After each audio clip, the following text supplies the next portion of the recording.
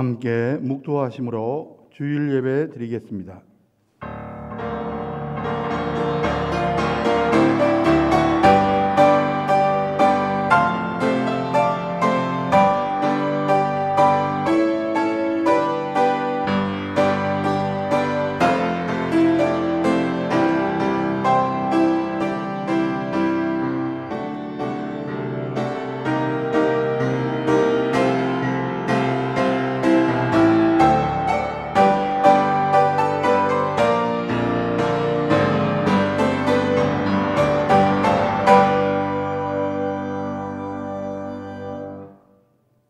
하나님은 영이시니 예배하는 자가 영과 진리로 예배할지니라.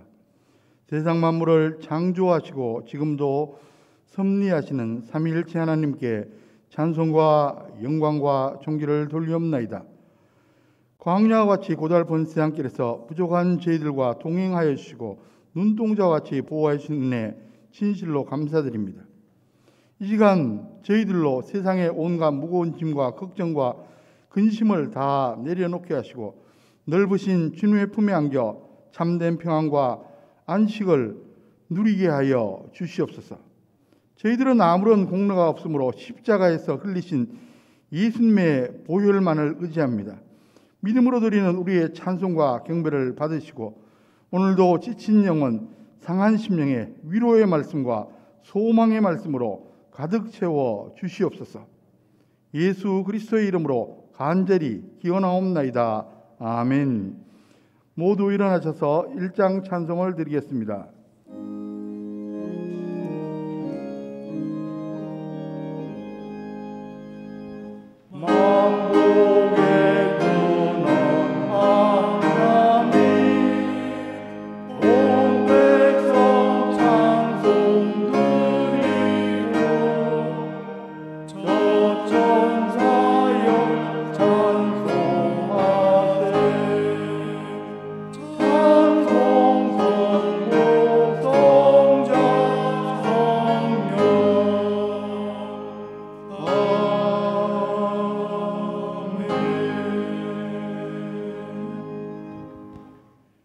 교독문은 제5번 시편 8편입니다. 함께 교독하시겠습니다.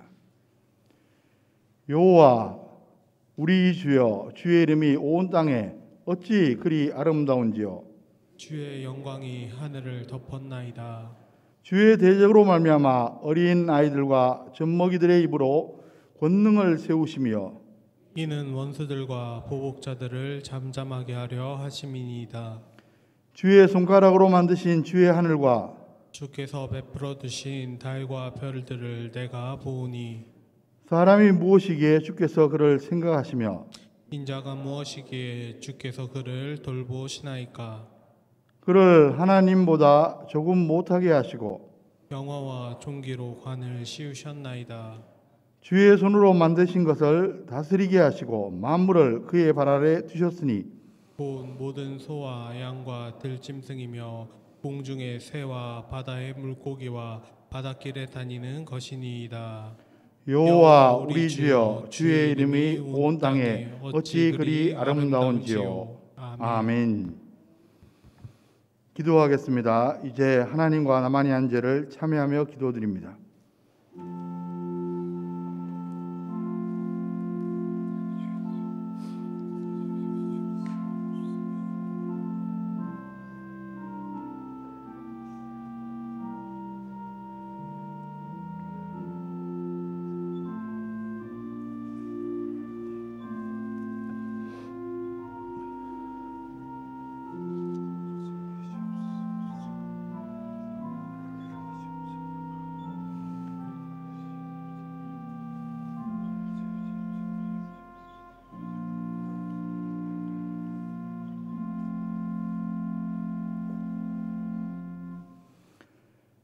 불꽃 같은 눈으로 사람의 마음과 생각을 두루 감찰하시는 전능하신 하나님 아버지 앞에서는 그 어떤 죄악이라도 우리가 숨길 수 없음을 아나이다.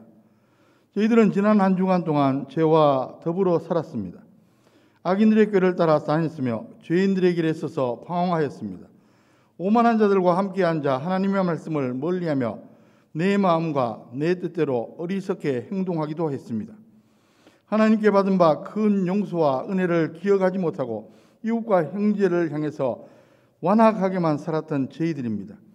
어려운 일을 만날 때마다 하나님께 기도하는 대신에 인간적인 방법으로 해결하려고 하거나 혹은 낙심하여 세상을 원망하기도 했습니다. 하나님의 뜻을 이룬 일에 대하여 열정이 점점 식어가고 있습니다.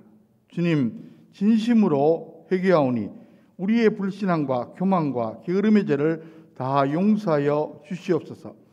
예수님의 이름으로 이 참회의 기도를 드리옵나이다. 아멘. 만일 우리가 우리 죄를 자백하면 그는 미쁘시고 의로우사 우리 죄를 사하시며 우리를 모든 불의에서 깨끗하게 하실 것이요 그런즉 누구든지 그리스도 안에 있으면 새로운 피조물이라 이전 것은 지나갔으니 보라 새 것이 되었도다. 아멘. 사도신경으로 신앙 고백하시겠습니다. 나는 전능하신 아버지 하나님 천지의 창조주를 믿습니다. 나는 그의 유일하신 아들 우리 주 예수 그리스도를 믿습니다. 그는 성령으로 잉태되어 동정녀 마리아에게서 나시고 본디오 빌라도에게 고난을 받아 십자가에 못 박혀 죽으시고 장사된 지 사흘 만에 죽은 자 가운데서 다시 살아나셨으며 하늘에 오르시어 전능하신 아버지 하나님 우편에 앉아 계시다가 거기로부터 살아있는 자와 죽은 자를 심판하러 오십니다. 나는 성령을 믿으며 거룩한 공교회와 성도의 교제와 죄를 용서받는 것과 몸의 부활과 영생을 믿습니다. 아멘.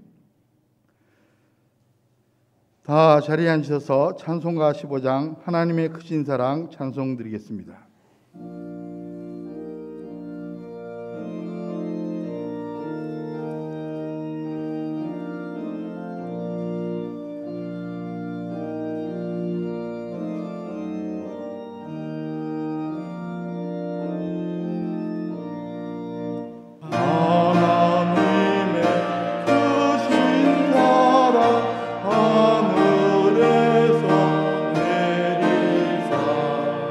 오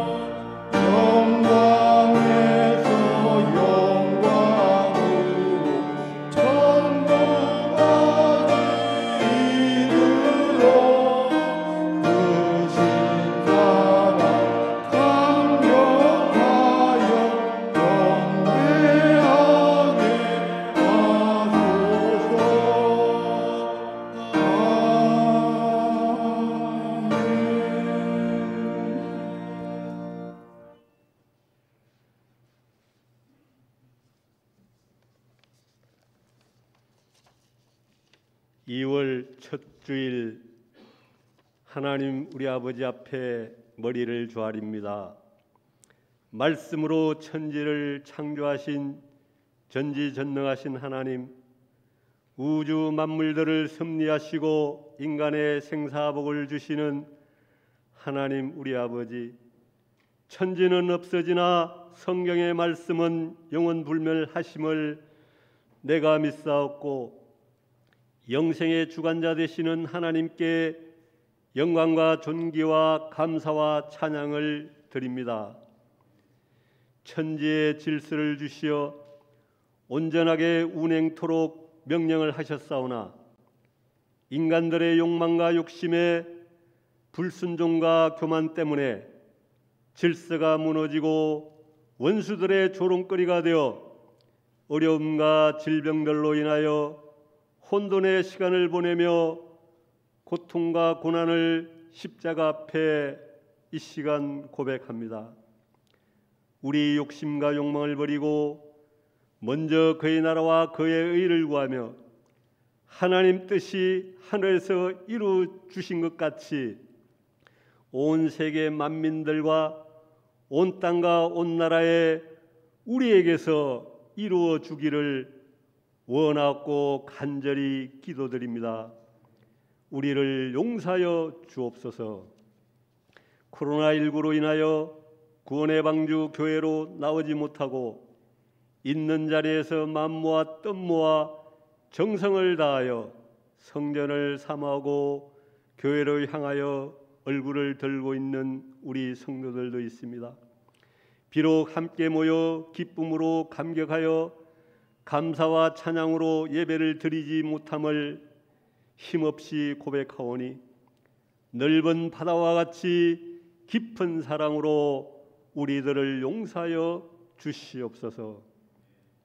오늘도 주의 사자에게 능력의 말씀, 영생의 말씀 적절하게 주심을 믿습니다. 그의 건강을 지켜 주옵소서. 가정의 대소사도 책임을 져 주옵소서. 그의 눈물의 기도가 상달되어 응답받게 하옵시고 성령 충만함으로 복 주시옵소서. 달고 오묘한 말씀과 이 땅을 고칠 새롭게 될 은혜가 풍성한 주옥 같은 말씀들로 정극해 하여 주옵소서.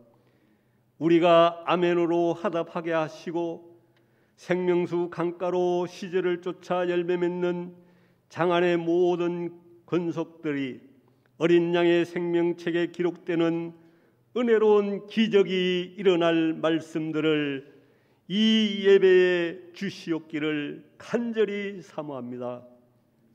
구하는 자에게 값없이 후하게 주실 것을 믿고서 감사와 찬양을 드립니다.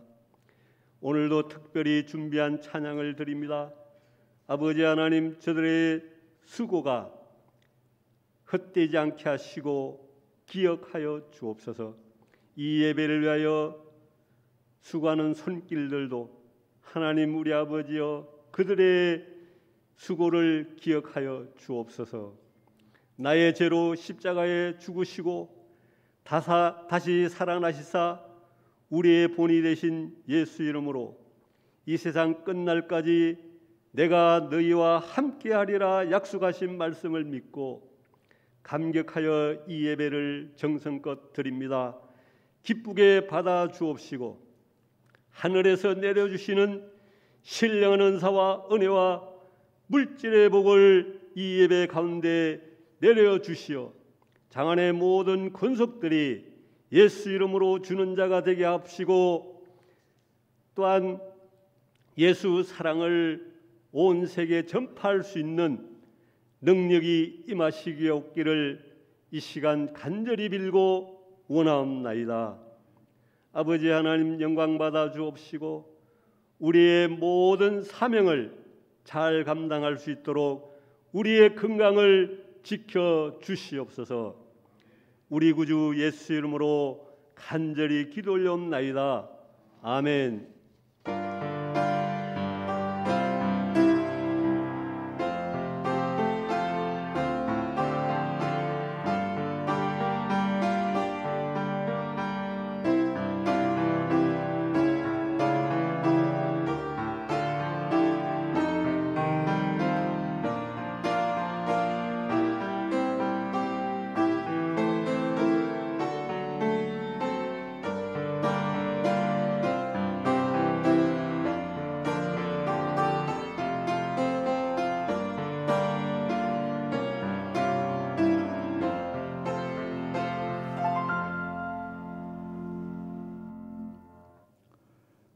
오늘 우리에게 주신 하나님의 말씀은 구약 창세기 49장 22절에서 29절까지 말씀입니다.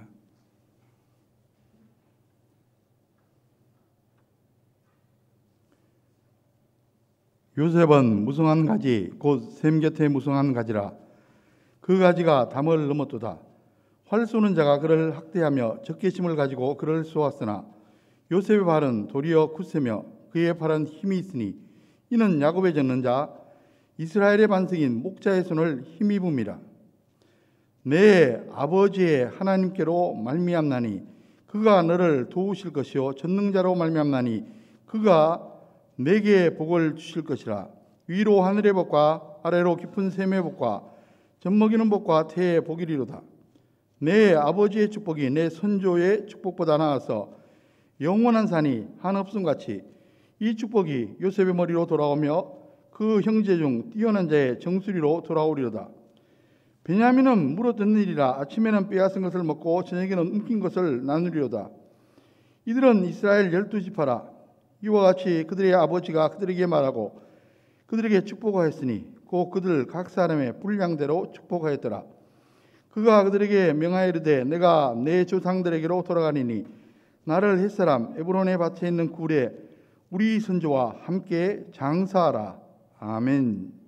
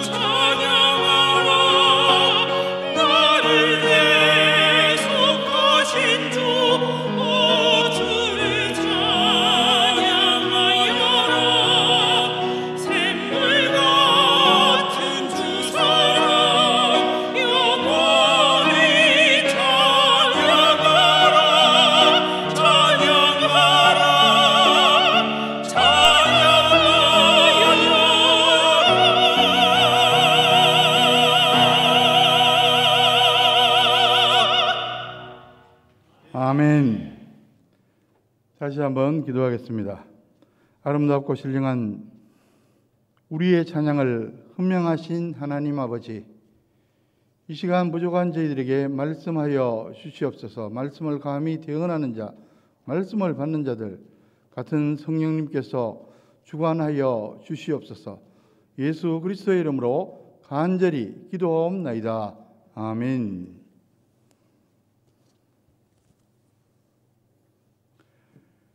여러분, 코로나19로 인한 비정상적인 생활이 계속되고 있습니다. 이제껏 한 번도 경험하지 못한 삶을 우리는 살아가고 있습니다. 우리는 눈만 뜨면 어제는 몇 명의 코로나 확진자가 생겼다는 통계를 들으면서 하루를 시작합니다. 그러나 그런 외부적인 문제보다도 내부적인 문제가 더욱더 심각합니다. 우선 코로나 바이러스라고 하는 질병으로 인한 스트레스입니다.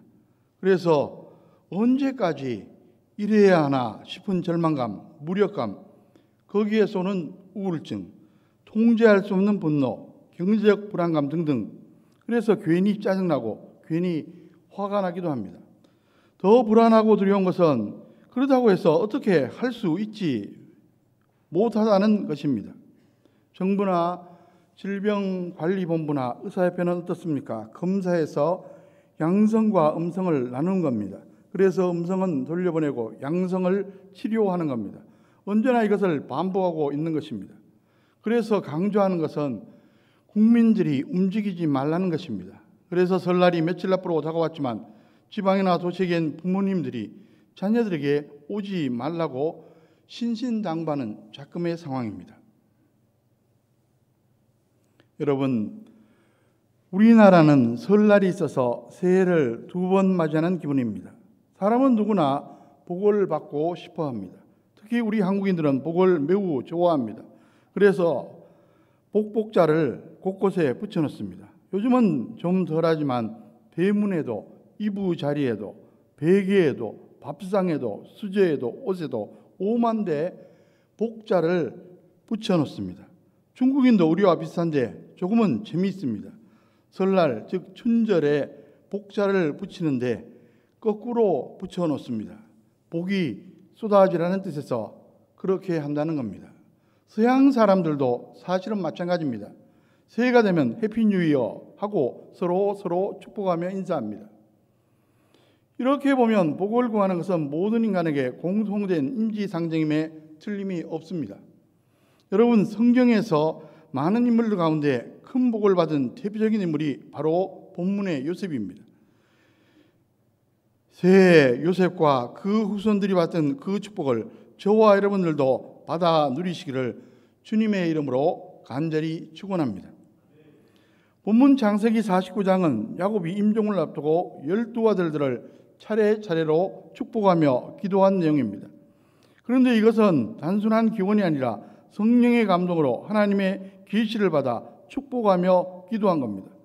그러므로 여기에 나오는 모든 축복은 수천 년 역사 속에서 그대로 성취되었고 또 앞으로도 계속 성취될 것입니다. 그래서 이런 기도를 가리켜 예언적 축복 기도라고 말합니다. 여기서 야곱이 한 사람 한 사람에게 예언하며 기도한 내용을 살펴보면 매우 흥미롭습니다. 그 중에 두드러지게 나타난 내용이 두 아들, 더 나아가 두 지파에 관한 내용입니다. 유다와 요셉입니다. 본래 야곱의 장자는 르우벤입니다. 그런데 그는 하나님 앞에, 아버지 야곱 앞에 많은 죄를 지은 결과 장자권을 빼앗기고 맙니다. 그 대신 그 장자권이 다른 아들, 다른 지파에게 옮겨집니다. 사남인 유다는 영적인 장자권을 이어받습니다. 그 내용이 창세기 49장 8절에서 12절까지에 나와 있는데 거기에 보시면 이스라엘의 왕과 메시아 예수 그리스도가 바로 유다 지파에서 날 것을 예언하고 있습니다.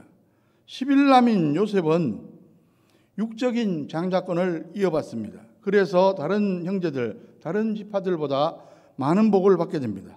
오늘 본문이 바로 그러한 내용입니다. 그러면 야곱이 요셉을 축복하며 기도한 내용이 무엇입니까? 본문 22절에 핵심 내용이 나와 있습니다. 22절 말씀을 보십시오. 49장 22절 말씀입니다.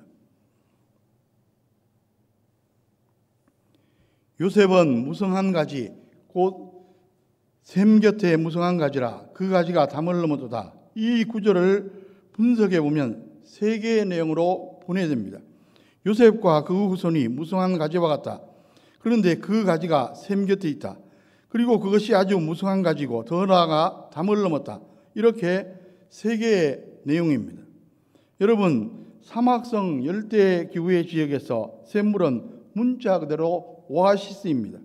그곳에 심겨진 나무에서 가지가 뻗어 무성해진 모습입니다. 축복에 관해서 이보다 더 좋은 표현은 없을 겁니다.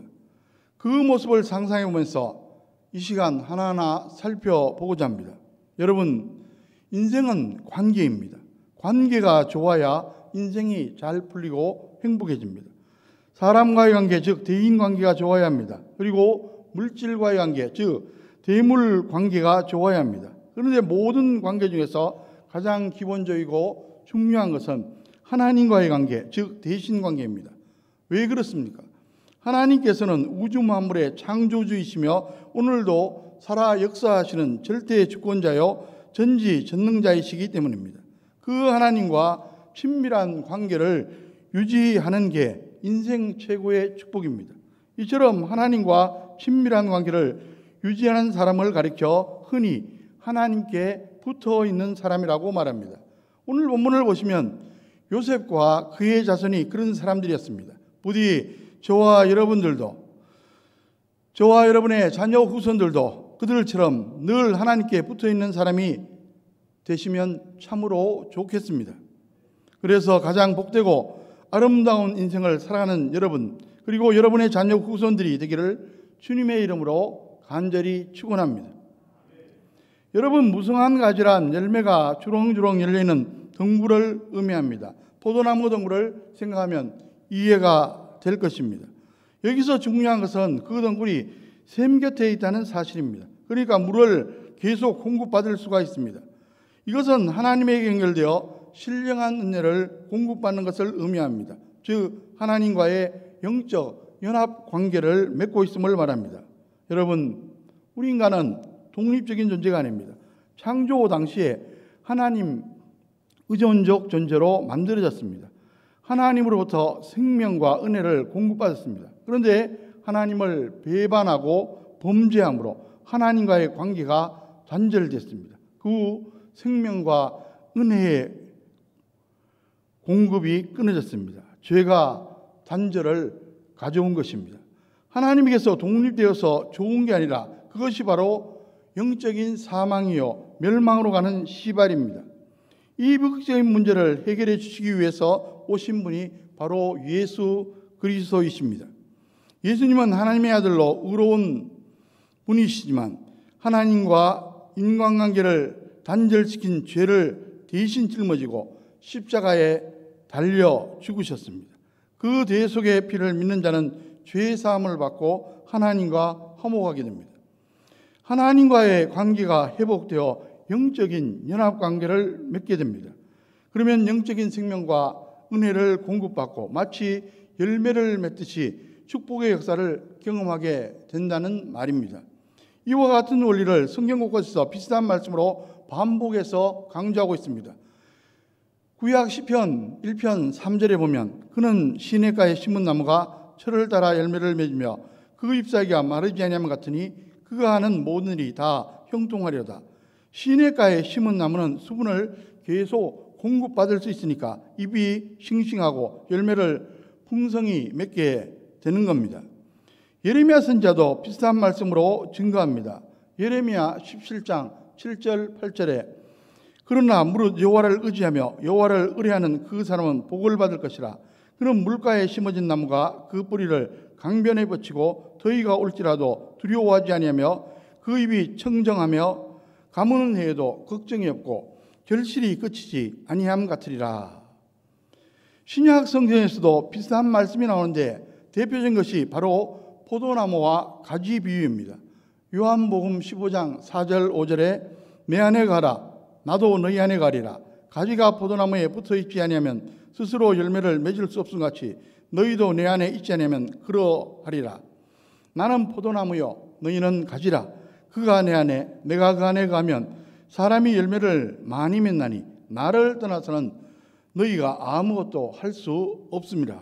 여러분, 가지가 할 수 있는 최선이 무엇입니까? 떨어져 나가지 않도록 나무에 꼭 붙어 있는 겁니다. 그와 마찬가지로 우리가 하나님께 그리고 예수님께 꼭 붙어 있으면 된다는 말입니다. 이것이 신앙생활을 가장 잘하는 길이고 동시에 인생을 잘 사는 길입니다. 그 관계를 유지하는 것은 말씀과 기도로 가능합니다. 그래서 모세는 이렇게 우리에게 권면합니다. 신명기 30장 20절에 내 하나님 여호와를 사랑하고 그의 말씀을 청정하며 또 그를 의지하라. 여기서 의지하라는 말이 이전에 한글 계획판의 번역을 보면 부정하라고 되어 있습니다. 부정은 따를 부와 조철 종입니다. 그러니까 하나님께 꼭 붙어 따르라는 말씀입니다. 개인적으로 지금 사용하는 한글 개역 개정본보다 이 번역이 더 좋다고 생각합니다. 여러분, 우리가 정말로 복된 인생을 소원합니까? 그렇다면 다른 것도 없습니다. 오직 하나님께 붙어 있으면 됩니다. 마치 샘 곁에 가지처럼 하나님으로부터 신령한 일을 계속 받아야 합니다. 그럴 때 풍성한 열매를 맺게 됩니다. 그것이 바로 무성한 가지입니다. 여러분, 무성한 가지는 구체적으로 풍성한 축복을 의미합니다. 그리고 그 축복은 불안한 것이 아니라 하나님께서 보장하는 안전한 축복입니다. 샘 곁에 있으니까 풍성한 열매를 맺게 될 뿐만 아니라 땅 속에 깊이 뿌리를 내리고 있기에 견고하여 흔들리지 않습니다. 그러면 샘 곁에 무성한 가지는 얼마나 풍성합니까? 본문 25절을 보시기 바랍니다. 내 아버지의 하나님께로 말미암나니 그가 너를 도우실 것이요 전능자로 말미암나니 그가 내게 복을 주실 것이라. 위로 하늘의 복과 아래로 깊은 샘의 복과 젖먹이는 복과 태의 복이리로다. 여기서 하늘의 복은 비와 햇빛, 공기 등을 가리킵니다. 아래의 복은 물에 그는 샘의 원천을 가리킵니다. 우기가 짧고 건기가 사막 지방에서 이런 복은 정말로 귀중한 축복입니다. 그리고 젖먹이는 복과 태의 복은 짐승과 자손이 번성하는 복을 가리킵니다. 지금이야 분유가 있어서 괜찮지만 옛날 우리나라도 엄마 젖이 안 나오면 아이를 키우기가 매우 힘들었습니다. 젖이 안 나오면 옆집 아주머니 가서 얻어먹이고 미음을 끓여 먹였습니다. 여러분, 젖이 나오는 것도 그냥 나오는 것이 아니라 하나님의 은혜입니다. 짐승이 새끼를 낳는 것도 사람이 자식을 낳는 것도 모두 하나님의 은혜입니다. 그런데 하늘의 복은 1차적으로 샘의 원천으로 물을 얻는 것이지만 더 나아가 하나님께서 인간의 영혼을 위해 부으시는 신령한 복을 암시합니다. 신약 성경에서는 이 점을 강조하고 있습니다. 예수님께서 우물가에 물을 길러왔던 사마리아인의 공관 영혼을 보시고 이렇게 말씀하셨습니다. 요한복음 4장 14절에 내가 주는 물을 마신 자는 영원히 목마르지 아니하리니 내가 주는 물은 그 속에서 영생하도록 솟아나는 샘물이 되리라. 예수님을 구주로 믿으면 그 영혼 가운데 영생의 뿜이 계속 솟아난다는 귀한 말씀입니다.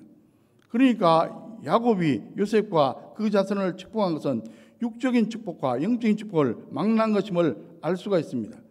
우리가 흔히 기도할 때 사용하는 하늘의 신령한 복과 땅의 기름진 복이란 표현과 같은 겁니다. 이와 같이 영육 간의 풍성한 축복을 가리켜 사도 요한은 이렇게 말씀합니다. 우리가 잘 아는 요한삼서 1장 2절에 사랑하는 자여 내 영혼이 잘됨같이 내가 범사에 잘되고 강건하기를 내가 강구하노라. 먼저 영적인 축복이 임하고 그 다음에 육적인 축복으로 이어짐을 강조한 말씀입니다. 게다가 오늘 본문 26절을 보시면 그 축복이 대를 이어가면서 자자손손 더 풍성해짐을 강조하고 있습니다. 26절 말씀입니다.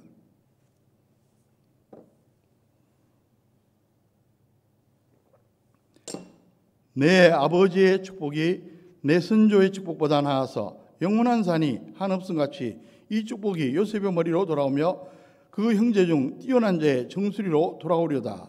내 아버지는 야곱 자신을 가리킵니다. 야곱이 요셉을 축복한 것이 선조들 즉 아브라함과 이삭이 축복한 것보다 훨씬 더 낫다는 말입니다. 영원한 산과 같다는 말은 그 축복이 장구할 것임을 의미합니다. 그러니까 갈수록 더 풍성한 축복이 영원할 것을 예언한 것입니다. 여러분, 이것이 얼마나 좋습니까? 우리가 부모 입장에서 우리보다 자손들이 더 잘 되는 것을 얼마나 소원합니까? 자자손손 대를 이어가면서 갈수록 더 풍성해지는 축복입니다. 이를 가리켜 시편 기자는 시편 128편 5절 6절에서 이렇게 노래하고 있습니다. 여호와께서 시온에서 내게 복을 주실지어다. 너는 평생에 예루살렘의 번영을 보며 내 자식의 자식을 볼지어다. 이스라엘에게 평강이 있을지로다. 내 자식의 자식을 본다는 것은 자자손손 축복을 이어감을 의미합니다. 여러분, 이와 같이 풍성한 축복이라도 만일 고난과 시련 가운데 흔들리고 빼앗긴다면 아무런 소용이 없을 겁니다. 그런데 하나님께 붙어 있으면 하나님께서 끝까지 보호하시고 승리케 해주심으로 축복을 보존하고 이어갈 수 있습니다. 한마디로 안전한 축복이라는 말씀입니다. 그런데 여기서 안전하다는 말을 오해하면 곤란합니다. 고난이나 시련이 전혀 없다는 뜻이 아닙니다. 세상을 살려면 누구나 고난과 시련을 겪기 마련입니다. 하지만 그 가운데서 당당히 승리하는 게 축복입니다. 오늘 본문 23절, 24절을 다시 보시기 바랍니다. 활 쏘는 자가 그를 학대하며 적개심을 가지고 그를 쏘았으나 요셉의 알은 도리어 굳세며 그의 발은 힘이 있으니 이는 야곱의 전능자 이스라엘의 반석인 목자의 손을 힘입음이라. 23절에 활 쏘는 자는 원수를 의미합니다. 원수가 요셉과 그 자손을 핍박하겠지만 승리할 것을 예언합니다. 요셉만 해도 핍박하는 자들이 얼마나 많았습니까? 형제들이 그를 미워하며 노예상연하게 팔아버렸습니다. 보디발의 집에서 노예살이를 잘했고 좀 나아지나 했더니만 보디발의 아내의 모함으로 감옥살이를 하게 됩니다. 그러나 요셉은 그 모든 것을 넉넉히 이기고 승리했습니다. 그러고 나니까 오히려 더 잘 되었습니다. 팔려간 것도 감옥에 들어간 것도 나중에 보니까 애굽의 총리가 되는 과정이었습니다. 다윗도 숱한 고난이 있었지만 그 가운데 자신을 지켜주시는 하나님을 바라며 이렇게 노래합니다. 유명한 시편 18편 1절 2절에 나의 힘이신 여호와여 내가 주를 사랑하나이다. 여호와는 나의 반석이시요 나의 요새시요 나를 건지신 이시요 나의 하나님이시요 내가 그 안에 피할 나의 바위시요 나의 방패시요 나의 구원의 뿌리시요 나의 산성이시로다. 사도 바울도 당당하게 선포합니다. 로마서 8장 35절에 누가 우리를 그리스도의 사랑에서 끊으리요 환난이나 공고나 박해나 기근이나 적신이나 위험이나 칼이라. 야곱은 한 걸음 더 나가서 요셉과 그 자손을 이렇게 축복합니다. 그 가지가 담을 넘을 것이다. 49장 22절 하반절을 보시기 바랍니다. 그 가지가 담을 넘었도다. 이것은 풍성한 축복을 받는 데서 그치지 않고 그것을 다른 사람들과 나누고 그래서 갈수록 축복이 더 풍성해지고 확장되는 것을 의미합니다. 여러분, 이것이 바로 요셉과 그 자손을 축복하시는 하나님의 목적입니다. 요셉은 하나님께 붙어 있으므로 많은 축복을 받습니다. 그러나 혼자 받고 끝내지 않았습니다. 그것을 사방으로 흘려보냈습니다. 동족 이스라엘에게 그리고 만민에게까지 총리가 되어서 7년 기근으로 어려움에 처한 사람들을 힘껏 도왔습니다. 이런 목적은 비단 요셉에게만 해당되는 것이 아닙니다. 믿음의 조상 아브라함 때부터 모든 성도들에게 부여된 목적입니다. 창세기 12장 2절 3절에 내가 너로 큰 민족을 이루고 내게 복을 주어 내 이름을 창대하리니 너는 복이 될지라. 너를 축복하는 자에게는 내가 복을 내리고 너를 저주하는 자에게는 내가 저주하리니 땅의 모든 족속이 너로 말미암아 복을 얻을 것이라 하신지라. 그런데 중요한 것은 복을 나누는 삶이 우리에게 주신 축복을 고갈시키는 것이 결코 아니라는 사실입니다. 오히려 나누지 않아서 문제입니다. 그렇습니다. 고인물은 썩기 마련입니다. 축복의 저수지로 그치는 게 아니라 축복의 강물이 되어야 합니다. 나누면 더욱더 축복이 확장됩니다. 다윗도 자신의 인생 경험에 비추어 이렇게 말씀합니다. 시편 37편 25절 26절 내가 어려서부터 늙기까지 의인이 버림을 당하나 그의 자손이 걸치감을 보지 못하였도다.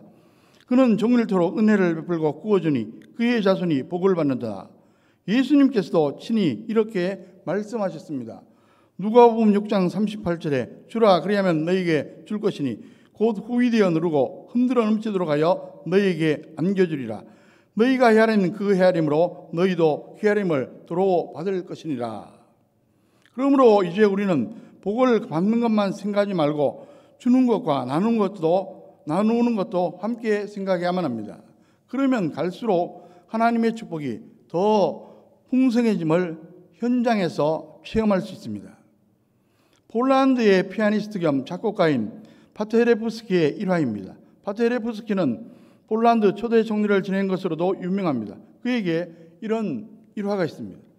그가 음악인으로 활동한 시절 미국의 스탠포드 대학교 학생 2명이 학자금 조달을 목적으로 파테레프스키를 초청해서 음악회를 개최했습니다. 매니저가 $2,000를 요구했는데 열심히 했지만 수입은 $1,600에 그쳤습니다. 두 학생은 매니저에게 $1,600를 주면서 차익은 나중에 갚겠다고 말했습니다. 이 사실을 알게 된 파테레프스키는 $1,600에서 비용을 제하고 남은 돈 중에 두 학생이 10%씩 나누어 갖고 남은 돈만 주면 된다고 말했습니다. 그로부터 세월이 한참 흘렀고 제1차 세계대전이 끝난 후 파테레프스키는 폴란드의 총리가 됩니다. 그런데 국민들이 기아 상태에 빠졌습니다. 고민 끝에 미국의 원조를 요청합니다. 과연 해주려나 조마조마했는데 예상 밖으로 수만 톤의 식량 지원이 결정됐습니다.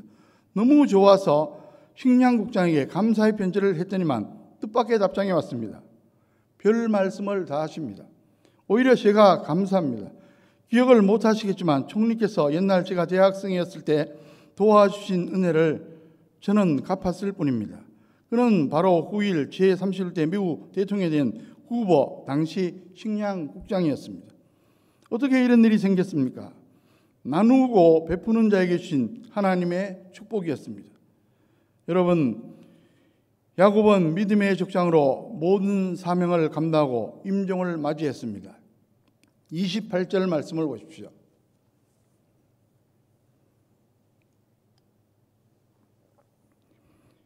이들은 이스라엘의 12지파라.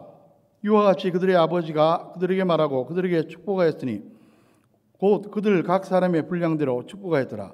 임종이 가까워지자 자식들을 다 불러다 놓고 한 명씩 축복하며 간절히 기도합니다. 그리고 마지막에 뭐라고 유언합니까?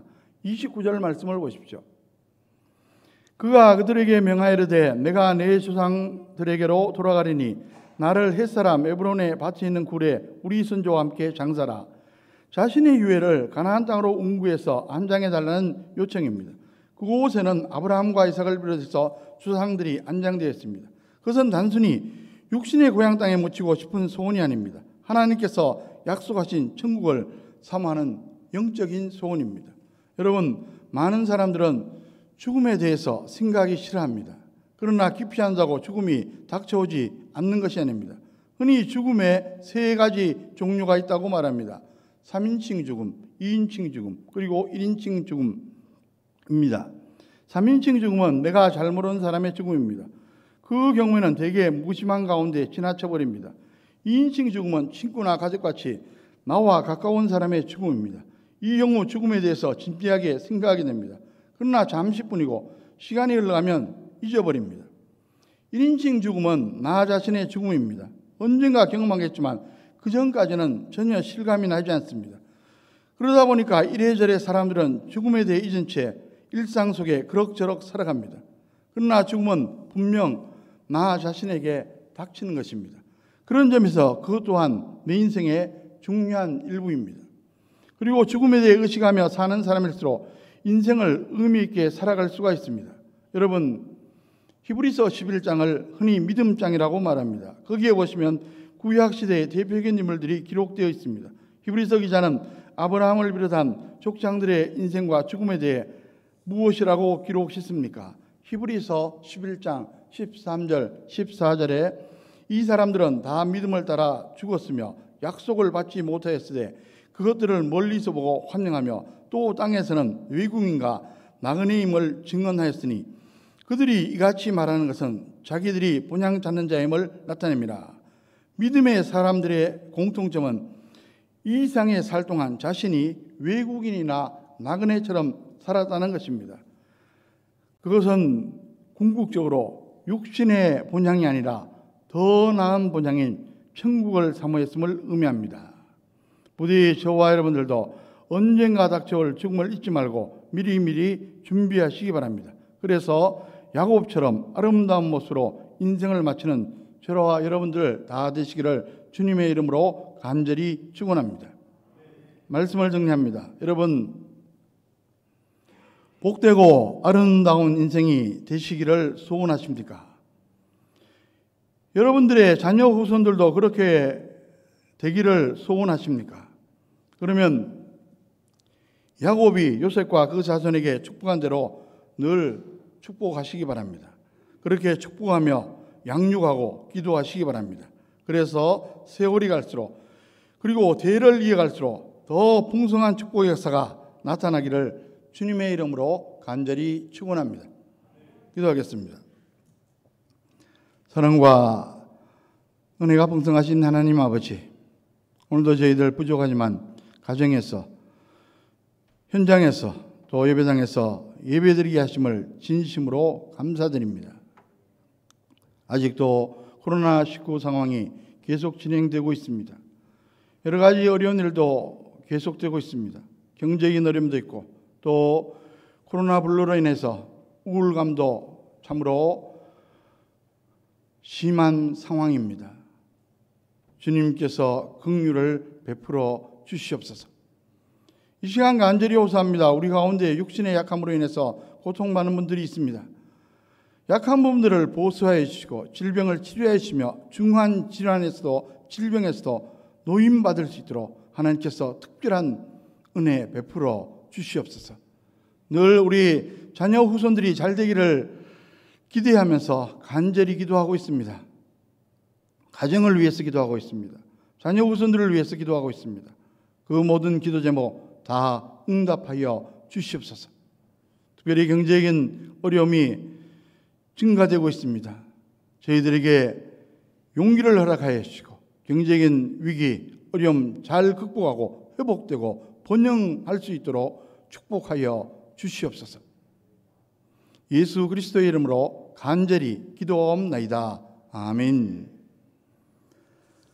다 함께 301장 지금까지 지내온 것 찬송드리겠습니다.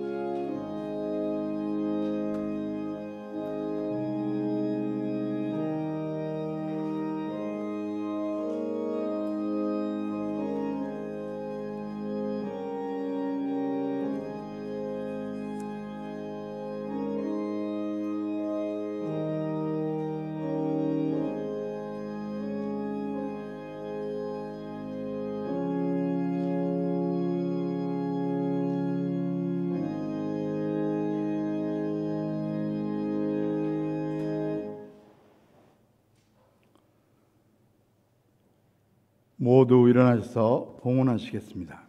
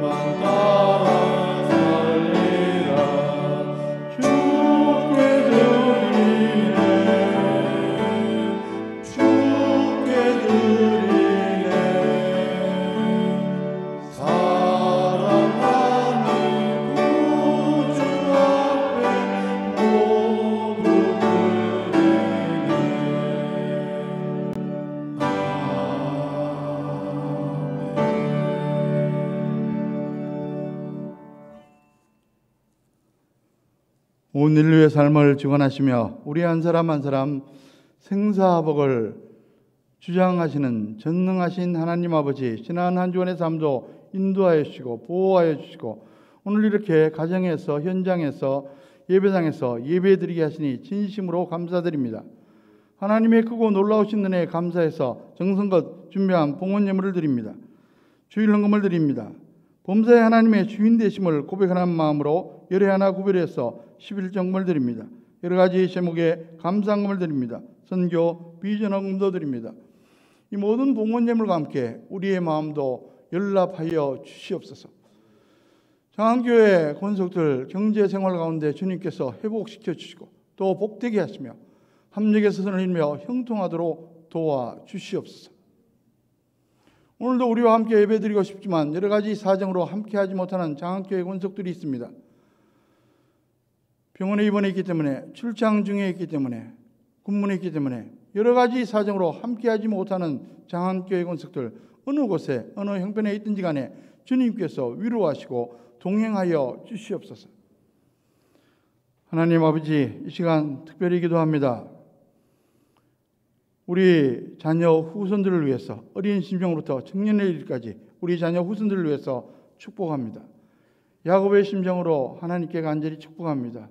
이 시대에 여러 가지 어려움들이 있지만은 그들이 코로나 블루 우울증도 이기고 현실의 어려움도 극복하고 하나님이 주신 지혜와 명철로 새로운 시대 참으로 향도해 나갈 수 있도록 어린 심령, 태중인 심령부터 우리 청년이까지 하나님께서 크게 축복하여 주시옵소서.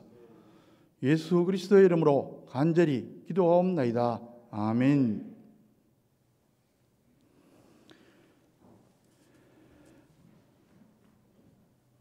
환우들을 위해서 기도해 주시기 바랍니다.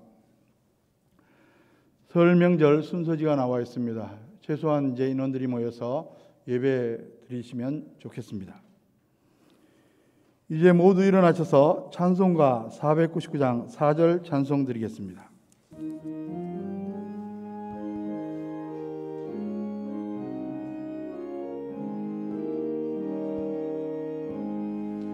온 천하 만민 승리의 그날에 영광과 찬송 주께 드리네. 속죄함이 더 구원받았으니 기쁘게 할렐루야 부르세. 그 권세 주께 있으니 그 권세 주께 있으니 너는 가서 주의 복 전하라. 주가 너 항상 지키리라.